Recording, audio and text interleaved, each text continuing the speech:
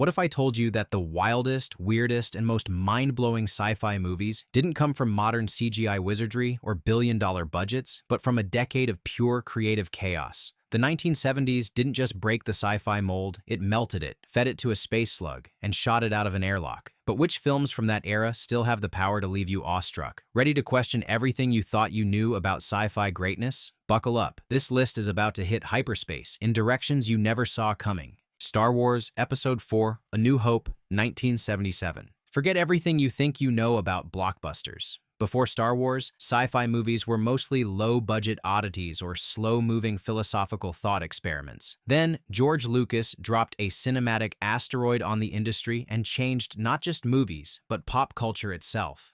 The genius? He fused the visual wonder of Flash Gordon serials with the narrative momentum of a classic Western. Star Wars didn't just build a galaxy, it built a whole new language of cinematic spectacle. Every spaceship dogfight, every laser blast, every corner of the cantina hummed with the kind of handcrafted, lived-in detail that made audiences believe in this universe. But here's the secret sauce. It's not just the effects, it's the pure sense of adventure. Luke Skywalker wasn't a jaded anti-hero. He was an earnest farm kid who actually believed in hope. Han Solo was the coolest rogue this side of the asteroid belt. And Princess Leia, she was the sharpest mind in the rebellion, blaster or no blaster. The score, iconic. The lines, still quoted. The world building, it's the blueprint every franchise still tries, and usually fails, to copy. And don't even get me started on how those effects hold up. From model ships to matte paintings, it's all practical magic that still dazzles, even in the age of digital everything. Star Wars didn't just define the 70s, it reset the clock on movie history. Admit it, you can still hear that opening crawl music in your head right now. Alien 1979. Here's a question for you. When did sci-fi become genuinely terrifying? Simple answer, Alien. This was the movie that taught audiences outer space wasn't just cold and mysterious, it was downright hostile. Ridley Scott didn't give us shiny chrome and peaceful explorers. He gave us a crew of blue-collar workers stuck on a haunted house, floating through the void. And instead of a monster movie with easy scares, he turned the whole genre on its head with suspense that makes your skin crawl. The xenomorph design? That wasn't just scary. It was a visual nightmare cooked up by H.R. Geiger's imagination. Part machine, part bug, all teeth and terror. Every corridor dripped with grime and paranoia, making the Nostromo feel like the worst place to be when things started to go wrong. And then there's Ripley. Sigourney Weaver didn't just break the final girl mold. She launched an entire new kind of sci-fi hero. Resourceful, vulnerable, and when push came to shove, unstoppable. What really sticks with you isn't just the chestburster scene or the claustrophobic tension. It's the mood. Oppressive, relentless, and impossible to shake. Alien's DNA is in every space horror film that followed. Yet none have matched the original's blend of art house weirdness and crowd-pleasing terror. Want to know why people still whisper about what's lurking in the shadows of deep space? Thank Alien for every sleepless night. Close Encounters of the Third Kind, 1977. Let's get one thing clear. Before Spielberg, UFOs in movies were either cheesy invaders or cheap rubber puppets. Then Close Encounters landed, and suddenly, alien contact wasn't scary, it was awe-inspiring. Steven Spielberg took the classic flying saucer trope and dialed it up to something spiritual, mysterious, and downright beautiful. No explosions, no evil overlords, just the wonder and terror of the unknown. Richard Dreyfuss's everyman obsession with mysterious lights and mashed potato mountains is iconic for a reason. He wasn't running from monsters. He was drawn towards something bigger, something cosmic. The famous 5 notes still echo in pop culture, and those UFO landing sequences. They look better than half the stuff churned out by computers today. Douglas Trumbull's special effects, all practical, created a spectacle of lights and scale that feels both enormous and intimate at the same time. But the real magic? It's the sense of possibility. Spielberg made us believe we're not alone, not in the scary way, but in the thrilling, maybe the universe is bigger than we ever dreamed kind of way. Close Encounters didn't just predict the alien contact movie, It set the gold standard. Watch it now, and it's like looking through a telescope that somehow also sees into your own childhood dreams. Solaris, 1972. Ready for a mind-bender? Solaris isn't just a movie, it's an experience, a cinematic fever dream that seeps into your bones and refuses to let go. Soviet director Andrei Tarkovsky crafted a story so dense with philosophical ideas that it feels less like a sci-fi adventure and more like a journey into the heart of human consciousness. Forget laser fights and flashy tech. Solaris is about memory, regret, and the ways we're haunted by the ghosts we can't let go. Set on a space station orbiting a mysterious, sentient planet, the story follows a psychologist trying to understand why the crew is losing their minds. What he finds isn't a monster or a malfunction, but his own past, materialized and inescapable. The planet itself is a character, an unknowable intelligence that confronts you with what you refuse to face. The visuals are hypnotic, endless corridors, rippling water, ghostly apparitions. The pacing is glacial, but that's the point. Tarkovsky dares you to slow down and feel everything. Solaris asks big questions. What if your deepest pain followed you to the ends of the universe? What if the mysteries out there are really just mirrors, showing us what we don't want to admit? This is the kind of movie that lingers, gnawing at your thoughts for days. It's haunting, poetic, and proof that sci-fi isn't just about escaping reality. It's about interrogating it, one strange, beautiful nightmare at a time. A Clockwork Orange, 1971. Love it or loathe it, A Clockwork Orange is the film that kicked the sci-fi genre right in the teeth. Stanley Kubrick took Anthony Burgess's dystopian novel and spun it into a cinematic shockwave, a vision of the near future so twisted and stylish that it still sparks debate decades later. The story, a violent, charismatic anti-hero named Alex, played by Malcolm McDowell, is caught by the authorities and forced through a nightmarish rehabilitation that aims to rip out his free will. What's so sci-fi about it? Everything. This is a world where mind control isn't a conspiracy theory, it's government policy, where youth rebellion meets clinical brutality, and where Kubrick's camera transforms milk bars and empty streets into alien landscapes. The film's look, sharp, surreal, hyper-designed, became shorthand for dystopian chic. The soundtrack, all synths and reimagined classical hits, still sounds like the future run through a blender. Kubrick didn't just want to shock, he wanted to make you squirm, think, and question your own sense of morality. Can you force someone to be good? What happens when society tries to program out human nature? The answers aren't pretty, but you can't look away. A Clockwork Orange isn't comfort food, it's cinematic hot sauce, bracing, polarizing, and still way ahead of its time. Superman, the movie 1978. There are superhero movies, and then there's Superman, the movie, the film that made the world believe a man could fly. Forget what you think you know about capes and tights. In the 1970s, comic book adaptations were the punchline of the movie world, not the blockbuster kings they are now. But then, Richard Donner dropped this cinematic atom bomb, and suddenly, truth, justice, and old-school heroism were cool again. Christopher Reeve wasn't just playing Superman, he was Superman. His performance turned what could have been cartoonish into pure movie magic. You buy into Clark Kent's awkwardness, you cheer for Superman's charm, and somehow you believe that a pair of glasses is enough for a disguise. The special effects were cutting edge for their time, with flying sequences that still look better than some digital stunts today. That John Williams score?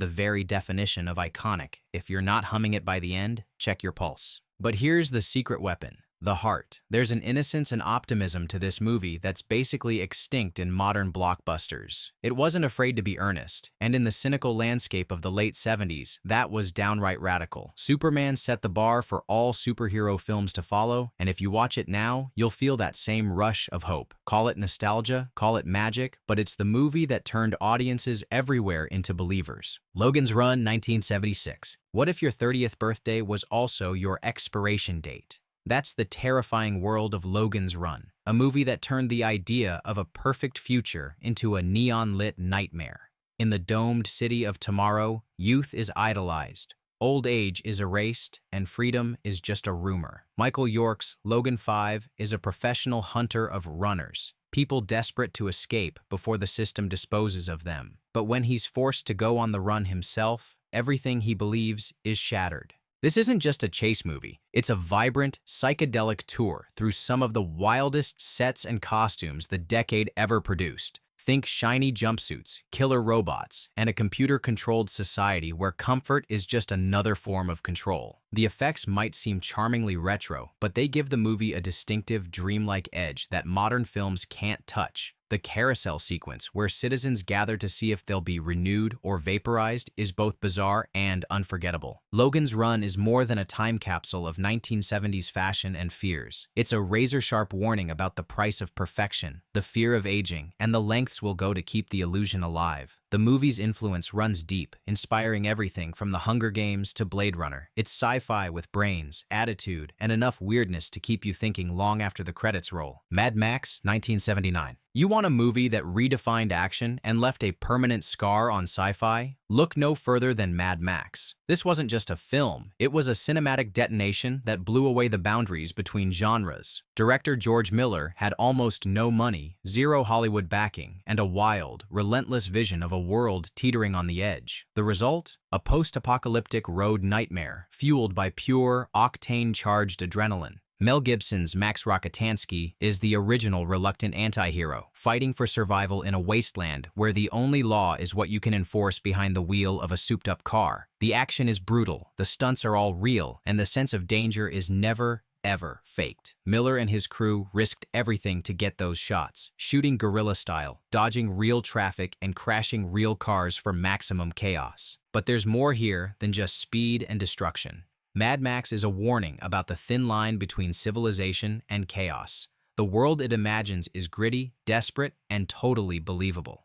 The visuals? An endless stretch of scorched highway and strange, unforgettable characters. The legacy? Every post-apocalyptic movie and video game owes a debt to this film's relentless energy. Watch Mad Max today, and it's still a masterclass in how to make the future feel real, raw, and just a little bit dangerous. If you think you've seen it all, buckle up, this is where the ride really starts. The Andromeda Strain, 1971. Not all sci-fi is about spaceships and lasers. Sometimes the enemy is so small, you need a microscope to see it. That's the creeping terror of the Andromeda Strain, a film that turns a deadly microbe into the scariest villain of the decade. Adapted from Michael Crichton's novel, this is hard science fiction. No monsters, no space invaders, just cold, clinical fear and some of the sharpest tension you'll ever feel. The story kicks off when a satellite crashes back to Earth carrying something invisible and lethal. The government scrambles a top-secret team of scientists to investigate, and suddenly you're trapped in a high-tech underground lab where one wrong move means extinction. The sets are dazzling, sterile, geometric, and somehow more claustrophobic than any spaceship. The suspense isn't about what you see, but what you can't see, and director Robert Wise milks every minute for maximum anxiety. What makes it so memorable? The realism. Every step the scientists take feels plausible. Every lab sequence is loaded with real-world detail. The movie never lets up, layering twist on top of twist until you're as desperate for answers as the characters. The Andromeda Strain proved that sci-fi didn't have to be flashy to be utterly gripping. If you want a movie that'll make you rethink every cough and handshake, look no further. Westworld, 1973. What if your next vacation destination turned into a death trap run by malfunctioning robots? Welcome to Westworld, the film that predicted the rise of artificial intelligence nightmares decades before it was cool. Michael Crichton, who would later unleash Jurassic Park, crafted this genre mashup where amusement park fantasy meets machine-driven horror. Here, guests pay a fortune to live out their Wild West dreams until the androids start playing by their own rules. Yul Brynner steals the show as the cold, relentless gunslinger. Think the Terminator before the Terminator existed. He barely speaks, he never blinks, and he's pure, mechanical menace. The real twist? It's not just cowboys and shootouts. The park includes a medieval world, a Roman world, and enough tech gone wrong to make you double-check your own gadgets.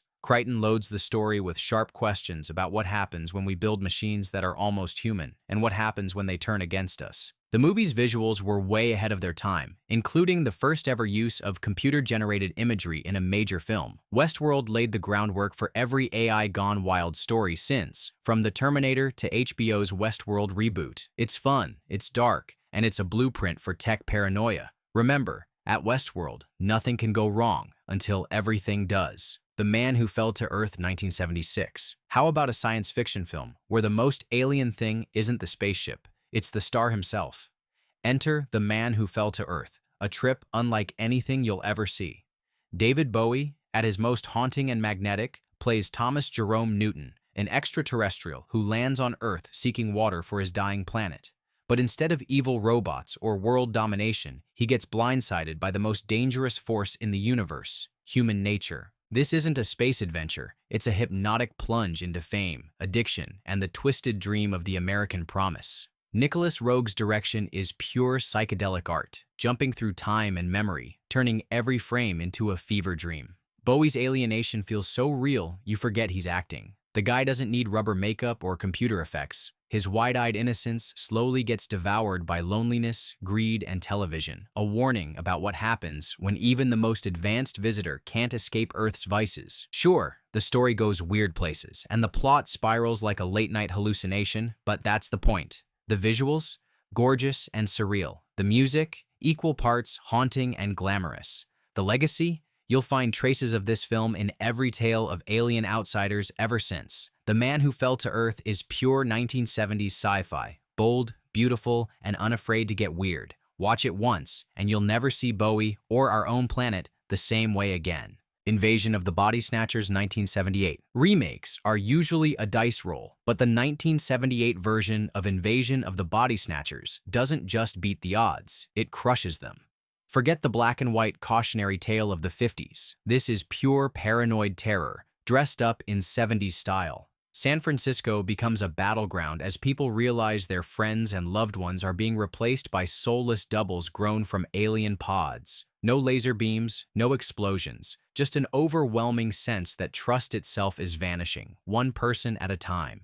Donald Sutherland leads a cast of ordinary folks trapped in a city where the enemy looks exactly like your neighbor. Every shadow, every whisper, every blank stare is loaded with dread. The sound design, those eerie shrieks and unsettling silences worm their way under your skin. The famous final shot, still one of the most shocking moments in movie history, guaranteed to leave you chilled long after the credits. This isn't just a story about aliens, it's about conformity, suspicion, and the fear that society itself can turn against you. The pace is relentless, the mood is suffocating, and every frame oozes with tension. Invasion of the Body Snatchers redefined the sci-fi thriller for a new era, proving that true horror doesn't come from outer space. It comes from the people you thought you could trust. Silent Running, 1972. Long before eco-sci-fi became trendy, Silent Running delivered a heartfelt, haunting warning from the stars. Bruce Dern stars as Freeman Lowell, the last caretaker of Earth's lost forests, now orbiting in domes above a polluted, barren planet. When orders come down to destroy the domes and return home, Lowell snaps, turning from botanist to rebel in a desperate bid to preserve the last green life in the universe. But here's the kicker. It's not just man versus the system, it's man and machine together. Lowell's only companions are 3 drone robots, Huey, Dewey, and Louie, whose silent loyalty and mechanical quirks give the movie surprising warmth and heartbreak. Douglas Trumbull's direction, he designed effects for 2001, A Space Odyssey, crafts dazzling visuals with practical models and lush miniatures that put modern CGI to shame. What really sets Silent Running apart is its sincerity. It's a plea for the future, a story about the cost of progress, and a reminder that nature doesn't get do-overs. The folk soundtrack and slow, quiet pace may feel like a time capsule, but the emotional punch lands harder now than ever. If you're looking for sci-fi with a soul and a message that still matters, this is the one to watch. Soilent Green, 1973. Picture this. New York City in the year 2022, choking with smog, sweat, and 10 billion people. That's the grim world of Soilent Green, a movie that made the future look downright terrifying and alarmingly familiar. Charlton Heston plays Thorne, a weary detective trying to solve a murder in a society where food is scarce, privacy is extinct, and every comfort comes at a price. But the real twist, the world's favorite food product, Soilent Green, hides a secret you'll never forget. The film's vision of overpopulation, climate disaster, and social collapse is so bleak it feels like a prophecy rather than fiction. Every scene is stuffed with crowds, grime, and hopelessness, making the smallest moments of kindness hit like a miracle. Edward G. Robinson, in his final performance, brings heartbreaking humanity to the role of Thorne's elderly friend, reminding us what's lost in a world that's lost its way. And then, of course, there's that ending, the secret of Soilent Green itself. If you've somehow avoided spoilers, brace yourself. It's a reveal so shocking it became a pop culture punchline, but the real horror is how plausible it all feels. Soilent Green isn't just dystopian sci-fi, it's a warning shot, wrapped in suspense and despair, daring you to ask, what are we really willing to sacrifice to survive? Stalker 1979. You think you've seen weird? Stalker takes weird and makes it profound. Andrei Tarkovsky's Russian masterpiece isn't just a film, it's a hypnotic journey into the unknown. The story is simple on the surface. A guide, known as the Stalker, leads two men into a mysterious forbidden zone where the rules of reality don't apply. Supposedly, if you reach the heart of the zone, your deepest wishes come true. But nothing in Stalker is that easy. What unfolds is a slow-motion odyssey through a ruined landscape of flooded rooms, endless grass, and strange echoes. The real danger isn't monsters or explosions. It's what the zone brings out in the people who enter. Tarkovsky's camera lingers, daring you to look closer, to question what's real, what's imagined, and what you're actually hoping for. The soundscape alone, a mix of silence, water, and distant thunder, turns the ordinary into something mystical. Stalker is the ultimate thinking person's sci-fi, unsettling, philosophical, and completely unique. It's about longing, faith, and the risks we'll take for hope. Watch it when you want a movie to linger in your mind, shifting shape every time you remember it. This is the film that proves the strangest journeys are often the most unforgettable. There you have it, the 15 greatest sci-fi movies of the 1970s, still light years ahead of the game. Which one left you awestruck? Did your favorite make the cut? Sound off in the comments. Hit subscribe for more cinematic deep dives, and remember, the future of film was built on these classics. Ready to revisit the next legend?